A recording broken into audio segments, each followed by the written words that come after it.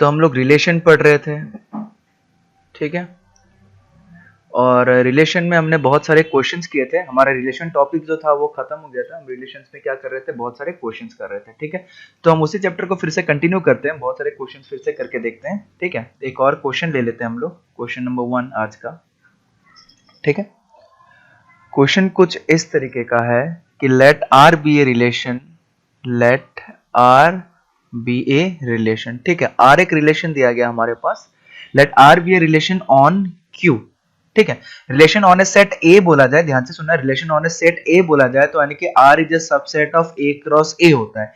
Relation on Q बोला जाए, Q मतलब क्या होता है, रैशनल नंबर। तुम लोग सबको पता होगा, नहीं पता होगा तो मैं बता दे रहा हूं, क्यू मतलब होता है रैशनल नंबर, ठीक है।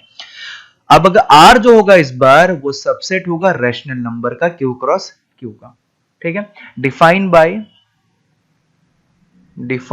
बाय यानी कि जो हमारा सेट है वो कुछ इस तरीके से डिफाइन किया जा रहा है, define by R equal to, R जो है रिलेशन कुछ इस तरीके से डिफाइन कर रहा है कि ए कॉमा बी, आर जो होगा ए कॉमा बी के फॉर्म में आएगा और जिसमें ए और बी दोनों बिलोंग्स टू रैशनल नंबर होना चाहिए। एंड तीसरा कंडीशन कि a माइनस बी जो है वो बिलोंग्स टू z होना चाहिए, और z का मतलब क्या होता है, इंटीजर, ठीक है। z का मतलब क्या होता है, इंटीजर। तो हमारा कंडीशन कुछ इस तरीके से दिया गया है कि हम रिलेशन को a कोमा b के फॉर्म में लिखेंगे जहां पे a और b रैशनल नंबर होगा और a माइनस b हमारा क्या होना चाहिए, इंटीजर होना चाहिए, ठीक है। क्वेश्चन दिया गया है सबसे पहला, शो दैट, ठीक है, शो दैट नंबर 1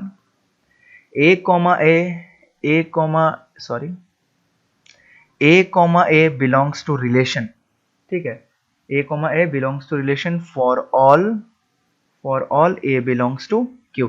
अगर a एक रैशनल नंबर है तो a कॉमा ए r का मतलब रिलेशन का एलिमेंट होगा, ठीक है, ये बोला गया है, ठीक है। दूसरा हमारे पास आता है कुछ इस तरीके का, दूसरा क्वेश्चन हमें दिया गया है कि a comma B belongs to r, जहां पे हमें ये बताना है कि a कॉमा बी अगर r का एलिमेंट होगा तो b कॉमा a भी क्या होना चाहिए, r का एलिमेंट होना चाहिए, ठीक है। दूसरा क्वेश्चन हमें पूछा गया कि अगर a कॉमा बी रिलेशन का एलिमेंट होगा तो b कॉमा a भी उसका एलिमेंट होना चाहिए। ये सारी चीजें शो करना है, प्रूव करना है हमको, ठीक है। अगला, अगर a कॉमा बी भी रिलेशन में रहता है एंड b कॉमा सी भी रिलेशन में रहता है, b कॉमा सी भी रिलेशन, देन इंप्लाइज, हमें ये चीज बताना है कि a कॉमा सी जो है वो भी रिलेशन का पार्ट है, a कॉमा सी जो है वो भी रिलेशन का पार्ट है। तो 3 क्वेश्चन हमें दिया गया है, ये 3 क्वेश्चन हमें क्या करना है, प्रूफ करना है फटाफट, ठीक है।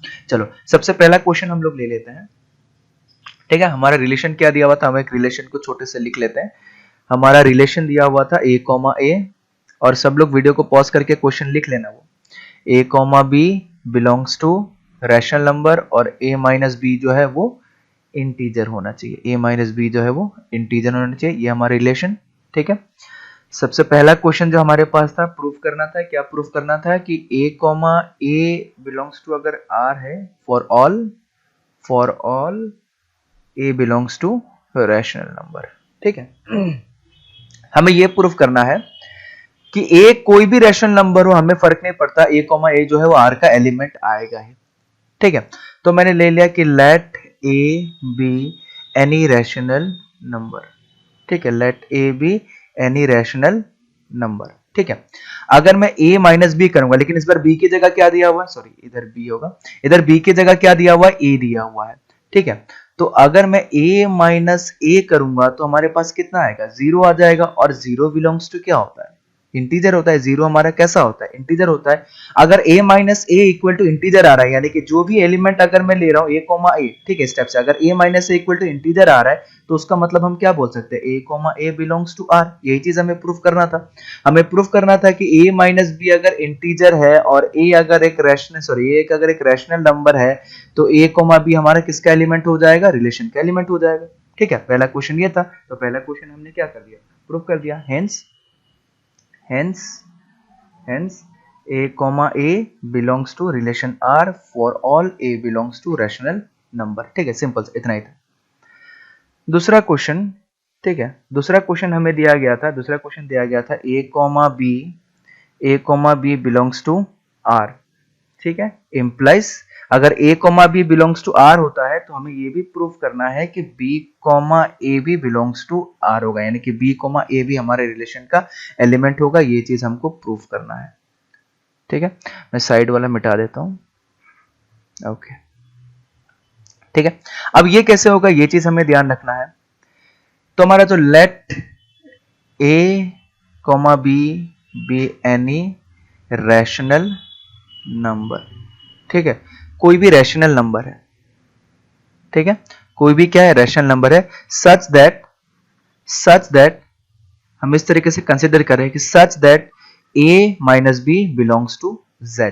ठीक है, हमारा जो क्वेश्चन है हम कुछ इस तरीके से ले रहे हैं कि a और b जो है कोई भी रैशनल नंबर हो सकता है, लेकिन दोनों के बीच में कंडीशन क्या होना चाहिए, a माइनस बी जो है इंटीजर होना चाहिए। ठीक है, अगर ऐसा कंडीशन होता है, a माइनस बी अगर इंटीजर होता है, ध्यान से सुनना, अगर ऐसा कंडीशन कहीं पर आता है कि a माइनस बी अगर इंटीजर होता है तो इंप्लाइज, ठीक है, इस चीज को हम लोग ऐसे लिख सकते हैं कि अगर हमें बोला गया था कि a कोमा बी जो है r का एलिमेंट है, ठीक है, अगर a कोमा बी जो है वो r का एलिमेंट है, उसका मतलब क्या हो जाएगा, इंप्लाइज a माइनस बी जो है बिलोंग्स टू z हो जाएगा।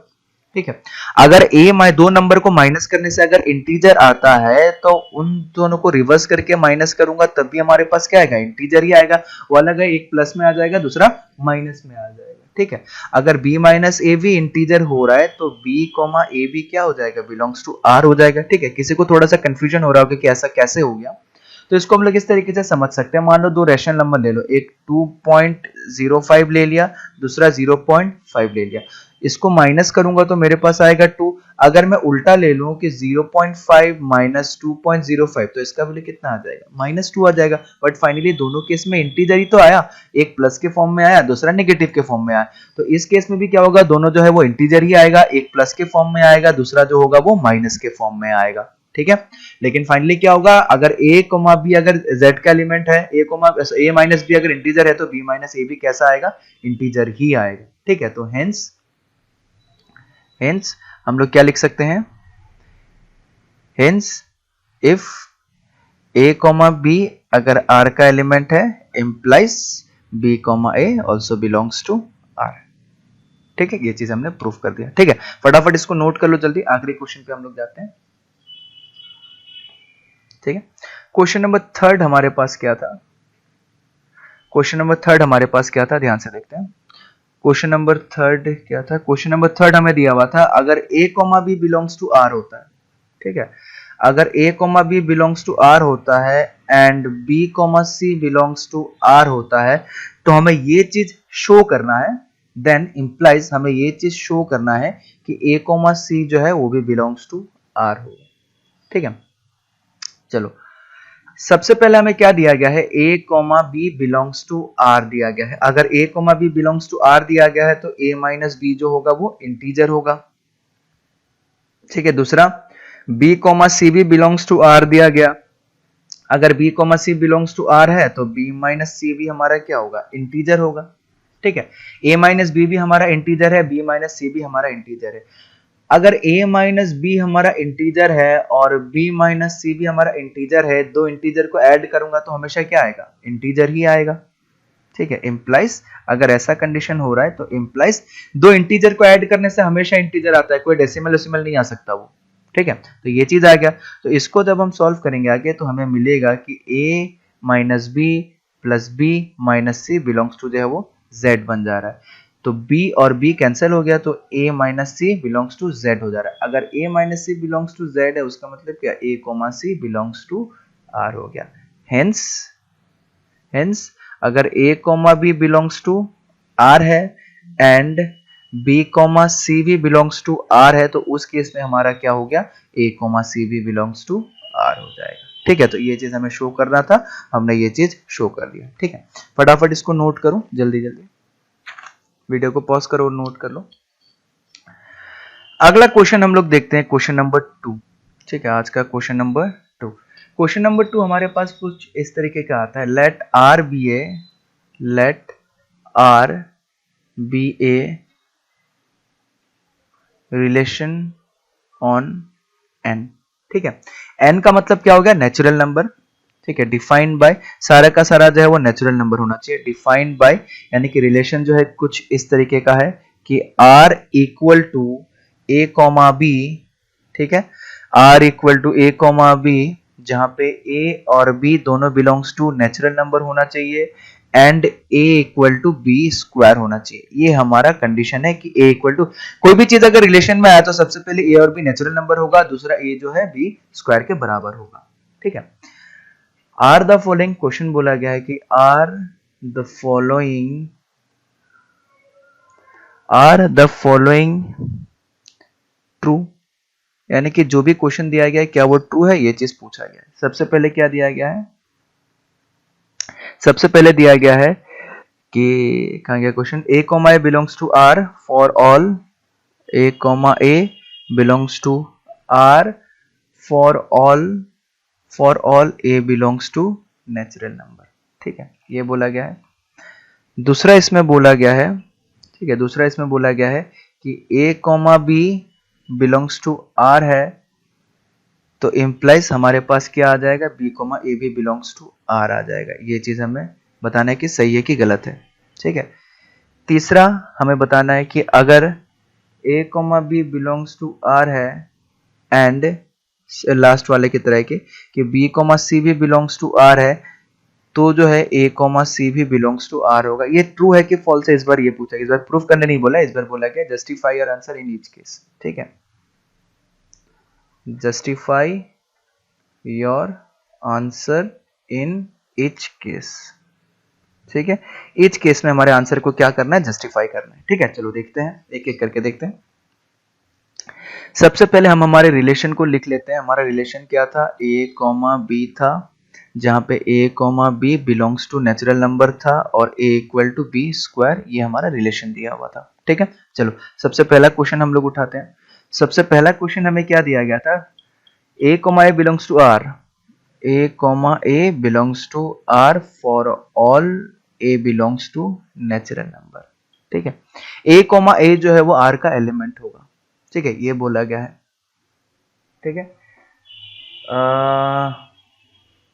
चलो अगर हम ऐसा ले लेते हैं, ठीक है, ए कॉमा ए, यानी कि ऐसा नंबर लूं जो एक पहला वाला जो है दूसरे वाले के, इसमें बी की जगह ए ही लिखा हुआ है, तो ए इक्वल टू ए स्क्वायर होना चाहिए। इसमें जो कंडीशन आना चाहिए वो ए इक्वल टू ए स्क्वायर आना चाहिए।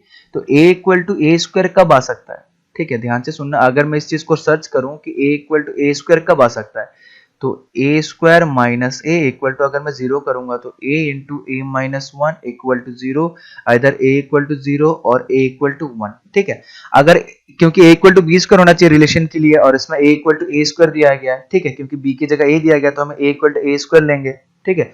तो इस चीज से हमें क्या पता चलता है कि a square, a equal to a square कब होगा, a square minus a equal to zero लिख लिया तो a into a minus one equal to zero हो जाएगा, तो either a equal to zero और ए इक्वल टू वन, ठीक है। इफ a belongs to, अगर a belongs to natural number है, ठीक है, अगर a belongs to natural number है तो a कभी भी जीरो के बराबर नहीं हो सकता, a किसके बराबर होगा, वन के बराबर ही होगा। तो ये जो स्टेटमेंट है ये तभी ट्रू हो सकता है, ठीक है, a comma a belongs to r, this is only true for a equal to 1, ठीक है। ये हमारा नेचुरल नंबर बोला गया है, तो नेचुरल नंबर सिर्फ किसके लिए, a इक्वल टू 1 के लिए ही सेटिस्फाई करेगा, उसके अलावा सेटिस्फाई नहीं करेगा। लेकिन ये बोला गया है कि ये प्रूफ करो कि सारे n के लिए हो सकता है क्या, सारे नेचुरल नंबर के लिए हो सकता है क्या, तो ये चीज गलत है। No it is not true, no it is not true, ये करेक्ट स्टेटमेंट नहीं है, ठीक है। अगला क्वेश्चन हम लोग देखते हैं। अगला क्वेश्चन हमें क्या दिया गया था, ठीक है, क्वेश्चन नंबर 2। अगला क्वेश्चन हमें क्या दिया गया था, अगला क्वेश्चन हमें दिया गया था कि a comma B belongs to, अगर r है तो b कॉमा a भी बिलोंग्स टू r होगा। हमें बोला गया है कि a कॉमा b अगर बिलोंग्स टू r है तो b comma implies b comma a भी बिलोंग्स टू r होगा। ये चीज हमें प्रूफ करना है, ठीक है। तो a कॉमा b अगर बिलोंग्स टू r है तो b कॉमा a भी बिलोंग्स टू r होगा। ये चीज हमें प्रूफ करना है, ठीक है। अगर a comma b belongs to r है, अगर a comma b belongs to r है, इंप्लाइज इसका मतलब क्या होगा, a equal to b square है, ठीक है, a equal to b square है। अगर a equal to b square है तो क्या b square equal to a हो सकता है, ये तभी पॉसिबल होगा जब a और b दोनों क्या हो, हमारा 1 हो, उसके अलावा कोई भी नंबर हो कभी भी पॉसिबल नहीं हो सकता, ठीक है, तो B square cannot be equal to 1। अगर if A equal to B square, if A equal to B square, then B square cannot be equal to 1। ठीक है, हम लोग ए को 1 के बराबर नहीं ले रहे हैं तब, then A does not equal to 1, B does not equal to 1 वाला कंडीशन आ रहा है। ठीक है, ठीक है, तो ये कब नहीं हो सकता, जब ए और बी 1 नहीं लें, उस केस में हम लोग ये नहीं कर सकते हैं। ठीक है, ध्यान से समझना, अगर ए और बी को अगर हम अलग अलग नंबर लिया गया, ठीक है, ए और बी को अलग अलग नंबर लिया गया, तो अलग अलग नंबर लिया गया तो वो कभी नहीं हो सकता। ठीक है, और ये तभी पॉसिबल हो सकता है जब ए और बी 1 हो, बट इसमें बोला गया कि ए और बी दोनों अलग अलग नंबर होना चाहिए। ठीक है, तो अब ध्यान से देखना, अगर a equal to B square है तो B square equal to A के बराबर कभी नहीं हो सकता अगर दोनों 1 नहीं हो तो। ठीक है, अगर ये नहीं हो सकता तो ये क्या गलत है, no it is not true. ठीक है, अगर a comma B belongs to r है, इट डज नॉट इम्प्लाइज, ठीक है, या फिर a comma B belongs to अगर r है, then a b comma a is does not belongs to r, तो b कॉमा a जो है वो r का एलिमेंट नहीं होगा। ठीक है, अगला क्वेश्चन क्या था हमारे पास वो देखते हैं। अगला क्वेश्चन हमारा दिया गया था क्वेश्चन नंबर 3। क्वेश्चन नंबर 3 हमारे पास था कुछ इस तरीके का, अगर a कॉमा बी हमारे बिलोंग्स टू r है और b कॉमा सी भी हमारे बिलोंग्स टू r है, तो इम्प्लाइज हमें ये चीज प्रूव करना था कि a कॉमा सी भी हमारा बिलोंग्स टू r होगा। ठीक है, ये चीज हमें प्रूव करना था कि a कॉमा सी भी बिलोंग्स टू r होगा। तो सबसे पहला चीज, अगर a comma B belongs to r है तो उसका मतलब हमारे पास क्या निकल के आएगा, a equal to B square. अगला पॉइंट, अगर b कॉमा सी हमारा बिलोंग्स टू r है तो क्या निकल के आएगा, b equal to C square. ठीक है, a equal to B square के बराबर है और b equal to C square के बराबर है। ठीक है, तो इसको अगर हम निकालेंगे तो a इक्वल टू किसके बराबर हो जाएगा, ध्यान से समझना, a equal to B square है, b की जगह हम लोग क्या सी स्क्वायर रखेंगे तो सी स्क्वायर का होल स्क्वायर, तो a इक्वल टू हमारे पास कितना निकल के आया, a इक्वल टू निकल के आया c टू द पावर 4। लेकिन रिलेशन में होने के लिए हमें a equal to C square चाहिए, बट हमें a स्क्वायर टू सी नहीं स्क्वायर नहीं मिल रहा है, हमें a equal to C to the power 4 मिल रहा है। तो a comma C does not belongs to r। ठीक है, a कॉमा सी जो है वो रिलेशन का एलिमेंट नहीं होगा, तो no it is not, no it is not true. यानी कि ऊपर में जितना स्टेटमेंट दिया हुआ था तीनों में से कोई भी स्टेटमेंट सही नहीं है, तीनों का तीनों स्टेटमेंट जो है वो गलत है। ठीक है, तो आज का क्लास हम यहीं पे खत्म करते हैं क्योंकि हमारा चैप्टर पूरा का पूरा खत्म हो चुका है, हमने बस कुछ एक्स्ट्रा क्वेश्चन लिए थे करने के लिए। ठीक है, और आज क्वेश्चन तुम लोग को मिल जाएगा सारे का सारा क्वेश्चन सॉल्व करना और सॉल्व करके ग्रुप में भेज देना। ठीक है, चलो आज का क्लास हम यहीं पे खत्म करते हैं, थैंक यू।